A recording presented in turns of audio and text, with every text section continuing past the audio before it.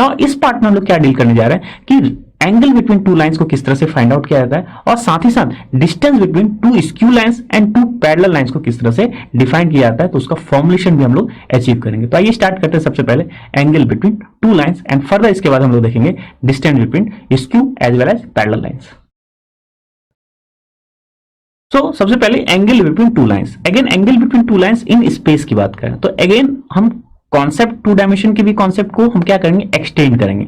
तो सबसे पहली बात तो थ्री डायमेंशन के हम लोग इसको एक रॉ फिगर के अकॉर्डिंगली बना ले कि एंगल हमें किस दो लाइन की निकालनी है एक प्लेन में। तो again X axis, Y axis और जेड एक्सिस हम लोग एक प्लेन ले लेते हैं और उसमें दो लाइंस हम लोग क्या कंसीडर कर लेते हैं L1 और L2 और उसके हम लोग क्या करेंगे डायरेक्शन रेशियोज जो है, क्योंकि अब हमें ये पता है कि लाइन का है, लाइन अगर है कोई किसी प्लेन में तो उसकी एक डायरेक्शन रेशियोज होगी, तो दोनों की डायरेक्शन रेशियोज जो है हम लोग एज्यूम कर लेते हैं और फिर उसी डायरेक्शन रेशियोज के अकॉर्डिंगली किस तरह से एंगल फाइंड की जाती है इसको हम लोग देखते हैं।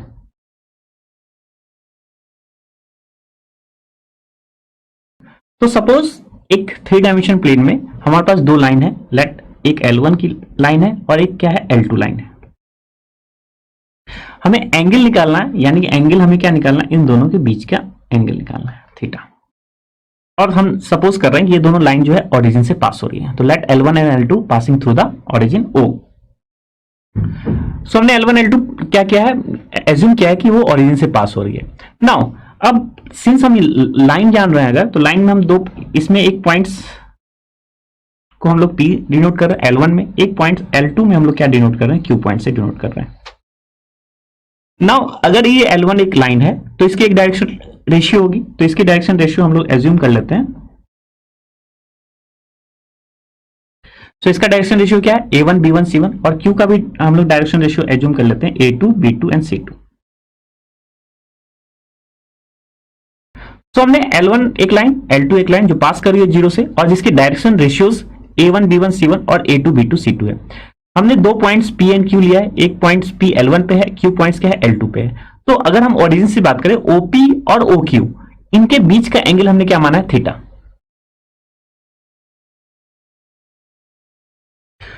तो ये थीटा ही हमने माना है angle between OP and Q और इसी थीटा को हमें क्या करना है, डिटरमाइन करना है। सो अगर हम सिंपल जो डेफिनेशन है एक एंगल बिटवीन टू कह सकते हैं वेक्टर, तो उसको हम लोग यूटिलाइज करें तो एंगल बिटवीन टू वेक्टर्स क्या होता है, OP dot OQ is nothing but modulus of OP modulus of OQ and cosine theta. So I hope student three dimension geometry को समझने के लिए टू डायमेंशन ज्योमेट्री का हम लोग चीजों को एक्सटेंड करते हैं और साथ ही साथ वेक्टर की प्रॉपर्टीज को अप्लाई करते हैं, तो तभी हम क्या कर सकते हैं, थ्री डायमेंशन ज्योमेट्री को फील कर सकते हैं, रियलाइज कर सकते हैं। तो कॉन्सेप्ट अभी भी देखिए, हम OP and OQ as a vector की तरह से ट्रीट करें, वेक्टर की तरह से ट्रीट कर सकते हैं कि ओरिजिन से P पॉइंट भी क्या हो सकते हैं, वेरिएबल पॉइंट है और Q पॉइंट भी क्या हो सकता है, वेरिएबल पॉइंट है।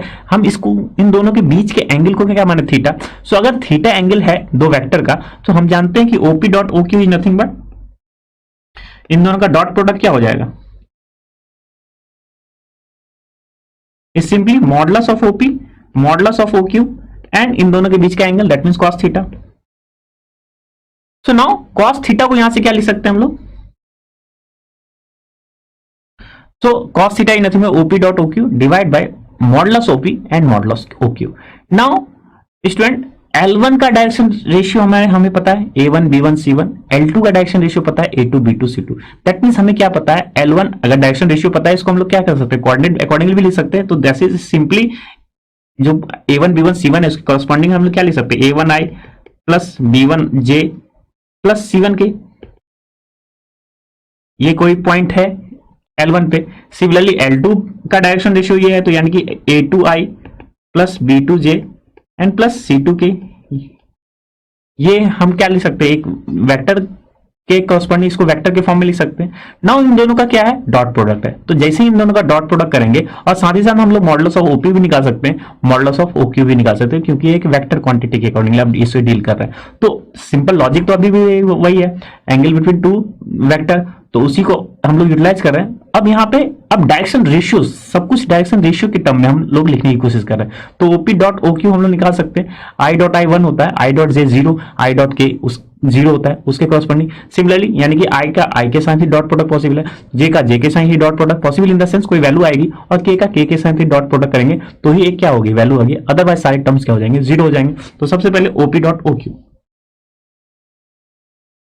सो ओपी डॉट ओ क्यू यानी कि इसके डायरेक्शन रेशियो और इसके डायरेक्शन रेशियो, इन दोनों का डॉट प्रोडक्ट, तो क्या आएगा हमें A1 A2 plus B1 B2 and plus C1 C2, यही होगा। I dot I1 J dot J1 K dot K1 और डॉट प्रोडक्ट हमेशा एक स्केलर वैल्यू देगा, तो यहां से अब दिख रहा होगा आपको IJ के का कंपोनेंट नहीं है, एक स्केलर वैल्यू है A1 A2 plus B1 B2 plus C1 C2। तो हमें OP डॉट OQ पता चल गया। हमें और क्या निकालना है, मॉडलस ओपी मॉडलस ओक्यू। तो किसी भी वेक्टर का मॉडलस इन द सेंस यही निकालते हैं, स्क्वायर रूट आई के कंपोनेंट का स्क्वायर, जे के कंपोनेंट का स्क्वायर प्लस के कंपोनेंट का स्क्वायर। तो देयरफॉर ओपी क्या हो जाएगा हमारा, या मॉडलस ओपी आप कह सकते हैं under root A1 square plus B1 square plus C1 square in similar manner, and OQ is nothing but A2 square plus B2 square plus C2 square का स्क्वायर रूट।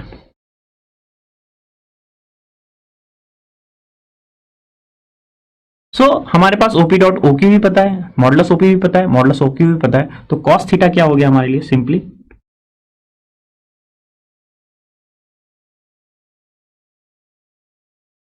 यही हमारे पास जो इक्वेशन आई है, यही जो फॉर्मुलेशन आया है, यही आया है angle between two lines in a space.